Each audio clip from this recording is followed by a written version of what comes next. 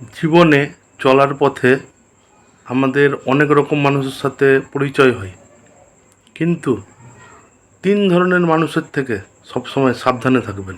এরা হলো স্বার্থপর, বেঈমান আর সুবিধাবাদী। স্বার্থপর এরা কখনো কৃতজ্ঞতা প্রকাশ করে না। বেঈমান এই সমস্ত মানুষ নিজের কৃতকর্মের জন্য কোনো সময় অনুতপ্ত হয় না। সুবিধাবাদী এরা নিজের কার্যসিদ্ধির জন্য অন্যকে ব্যবহার ও তার ক্ষতি করে থাকে। আর এই 3 ধরনের মানুষের মধ্যেই প্রচুর অহংকার থাকে। এই অহংকারই তাদেরকে অন্ধ করে তোলে। তখন সে সত্যকে আর দেখতে পায় না, নিজের ভুলও বুঝতে পারে না অহংকারের কারণে। আস্তে আস্তে এরা নিজের কাছের মানুষকে হারিয়ে ফেলে। ভালোবাসার মূল্য এরা বোঝে না।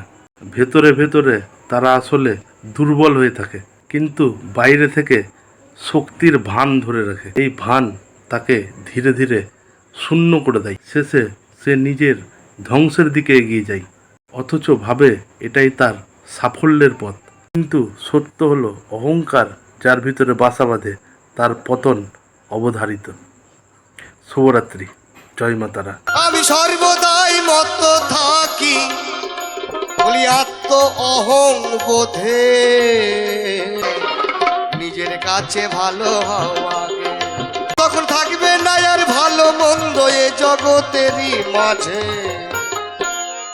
নিজের কাছে